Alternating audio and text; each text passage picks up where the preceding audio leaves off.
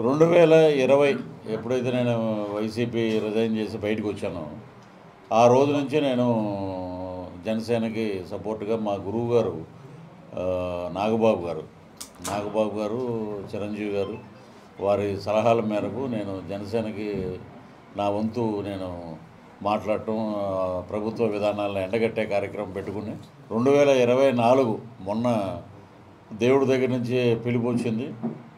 పవన్ కళ్యాణ్ గారిని మేము దేవుడు అని పిలుస్తున్నాం. 1 అవర్ 1-to-1 మాతోటి మాట్లాడటం జరిగింది. అది నిజంగా చాలా అదృష్టంగా నేను భావిస్తున్నాను. ఆయన లోపల తీసుకెళ్ళి ఆయన మాట్లాడిన మాటలు ఎలా ఉన్నాయంటే, నేను వాడుకుని వదిలేసే రకం కాదు. మీరు కష్టపడి మీరు పని చేస్తున్నారు, పని చేయండి. మన కూటమి ప్రభుత్వం అధికారంలోకి వచ్చే దిశగా మీరు మీ వంతు కృషి చేయండి. మా మెగా ఫ్యామిలీ ఫస్ట్ నుంచి మీరంటే బాగా అభిమానం. నాగబాబు గారికి కానీ, అలాగే చిరంజీవి గారికి కానీ, నాకు కానీ, ఆ కుటుంబానికి నేను ఎందుకు దూరం అయ్యానా, ఇలాంటి మనిషిని మనం ఎందుకు దూరం చేసుకున్నామని చెప్పి చాలా ఇంటర్వ్యూలో నేను మాట్లాడటం జరిగింది.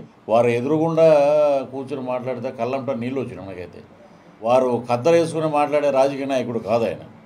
కానీ ఆయన చెప్పిన మాట 25 కేజీల బియ్యం కోసం కాదు మన అరువులు దాచడం, 25 సంవత్సరాలు మన బిడ్డల భవిష్యత్తు కోసం మనం పోరాడాలి, వారికి విద్య వైద్య అన్ని సదుపాయాలు ఇవ్వాలి అని చెప్పి వారు అలాగే నాకు మాట్లాడి అన్నీ చెప్పి మంచి భరోసా ఇచ్చారు. అలాగే బయటకు వచ్చాక ఆఫీసులో నేను కండువా వేసుకున్న జానీ మాస్టర్ గారి తర్వాత నేను అధికారికంగా వచ్చాను. ముక్తకంఠంతో వచ్చేది 2 జెండాల కలయిక.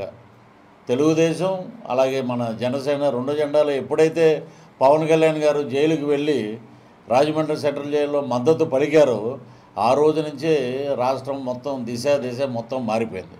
అద్భుతంగా జన సైనికులతో పాటు నేను కూడా నడుస్తాను, వీర మహిళలతో పాటు నేను నడుస్తాను. నాయకులందరూ వైనాట్ 175 అని అంటారండి. ఇప్పుడు ఆయన అంటాం, మన అంబటి రాంబాబు గారు కూడా 175కి 175 వస్తాయి అని అన్న తర్వాత స్వరం మారింది. సలహాదారుల సంఘం 100కు వచ్చేసింది. అది 140 కోట్లు అంట సంవత్సరానికి. అది మరి వారి ఖర్చు సజ్జల రామకృష్ణారెడ్డి గారి ఆధ్వర్యంలో.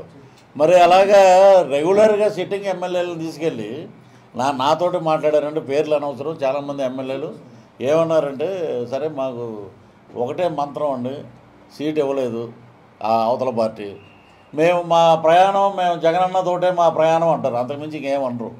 ఇంటికి వచ్చి కూర్చున్నాక కార్యకర్తలు కానీ వీళ్ళు కానీ వచ్చి ఏంటన్నా మన పరిస్థితి ఏంటి అని అంటే, కూటమి చేసేంటారు అంటారు. అక్కడే మనం విజయం సాధించాం. సో మీరు ఎన్ని రకాలుగా మార్చినా, ఎన్ని రకాలుగా చేసినా ప్రజలు మిమ్మల్ని చేయి అంటున్నారు, దుమ్మెత్తిపోస్తున్నారు.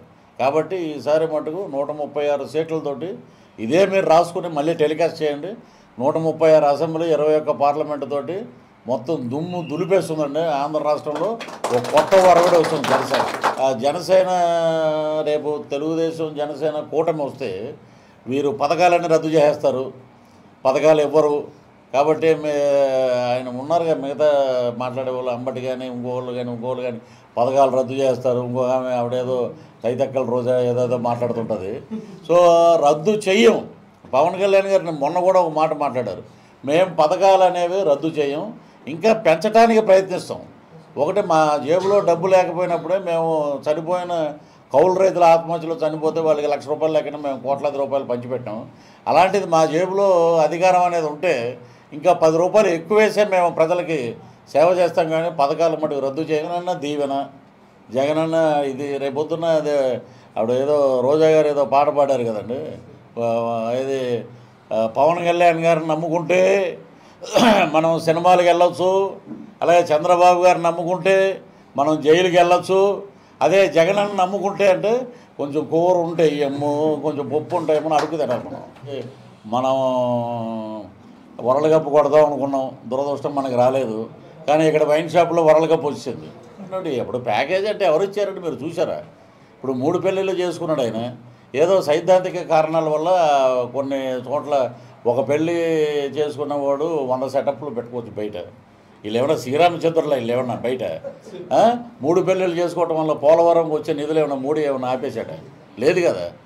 ఏంటంటే బురద చల్లటం ప్రక్రియ. 3 పెళ్ళిళ్ళు చేసుకున్నా సరే, లేడీస్కి మేము పెద్దపీట వేస్తాం, మా ప్రభుత్వం పెద్దపీట, వైఎస్ఆర్సీపీ అంటే మహిళలకి ప్రాధాన్యత అన్నా సరే, మరి ఇప్పుడు ఇక్కడ వద్దనుకుని వారు విడిపోయారు, కోర్టు ద్వారా విడిపోయారు, విడాకులు తీసుకున్నారు. వేరే కాపురంలో ఉంటుంది ఆ అమ్మాయి.